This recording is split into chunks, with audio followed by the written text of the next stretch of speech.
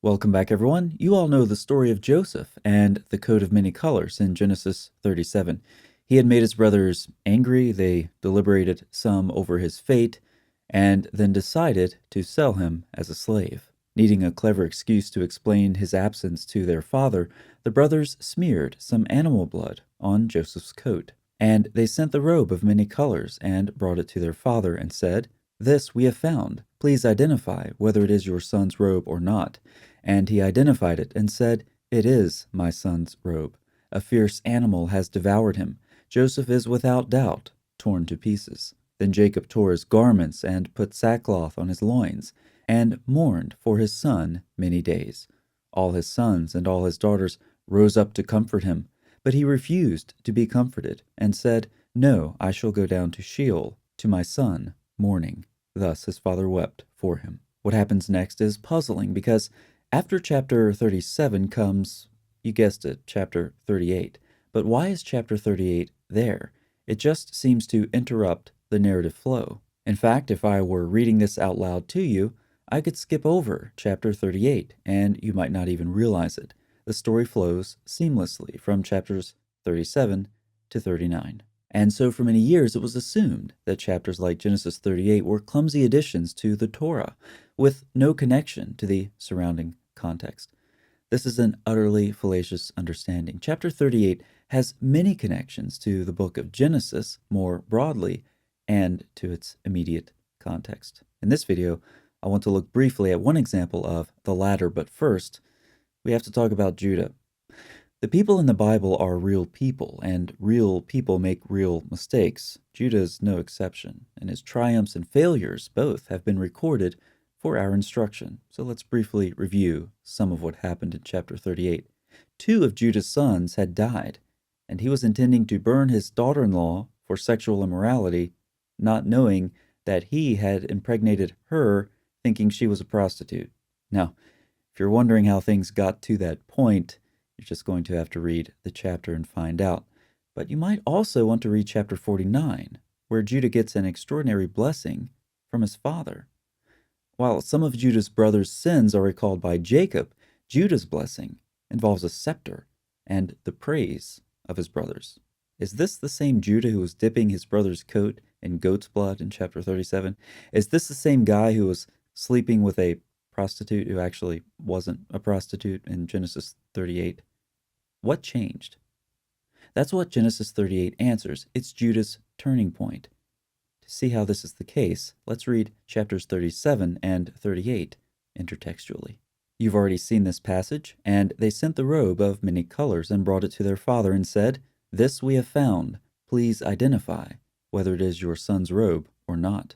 And of course, you remember Jacob's intense grief described in the rest of this passage. And we've already briefly summarized the problems that Judah got himself into in chapter 38, so let's now hear this. "About 3 months later, Judah was told, 'Tamar, your daughter-in-law, has been immoral. Moreover, she is pregnant by immorality.' And Judah said, 'Bring her out and let her be burned.' As she was being brought out, she sent word to her father-in-law, 'By the man to whom these belong, I am pregnant.' And she said, 'Please identify who these are, the signet and the cord and the staff.'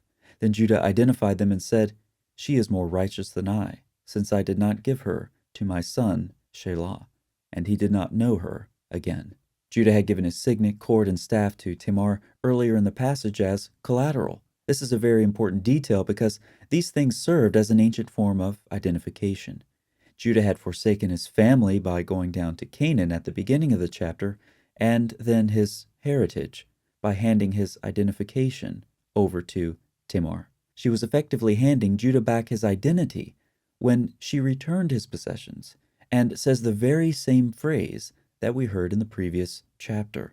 "Please identify whether it is your son's robe or not," is now, "Please identify who these are, the signet and the cord and the staff." The force of what she is saying is something like, "Who are you, Judah?" His response is simply stated, "She is more righteous than I." This chapter is Judah's turning point, and reading chapters 37 and 38 together help understand why. We should read this phrase, "Please identify," from Tamar's lips, as recalling the deception of Judah's father in the previous chapter. The same phrase spoken by Tamar makes him recall his prior deception, which devastated Jacob. Judah and his brothers had victimized Joseph by selling him as a slave. Judah's possessions, now handed back to him by Tamar, were proof of her victimization as well. Judah has now been vividly reminded of his deception and wickedness in more than one way. Those latent memories were brought back to the surface. No wonder Tamar's words and actions were so powerful, and that this encounter marked a turning point in Judah's life. At the end of chapter 38, Judah is no longer spiritually insensitive like he was at the beginning of the chapter. He learned from his mistakes and turned from them, as we see in subsequent chapters in Genesis. There's a lesson for everyone here, and that lesson is seen most vividly when we read Genesis 38 in its literary context, something that wasn't supposed to be possible since this chapter was a later clumsy addition to the Torah. But the significance grows as we consider the canonical context. Some of the names in this tumultuous chapter of Genesis show up in Jesus' genealogy, so my mind is drawn to contemplating the Messiah. There's no embarrassment in mentioning Tamar and Judah in Matthew's Gospel because Jesus came to save his people from their sins. That's the point. He can take a depraved person and transform them into a vessel used for his glory. He's the Savior for everyone, as his genealogy shows, from Jews to Gentiles, from kings to prostitutes.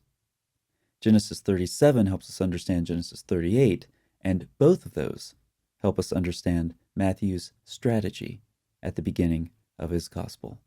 Thanks so much for watching. I'll see you next time.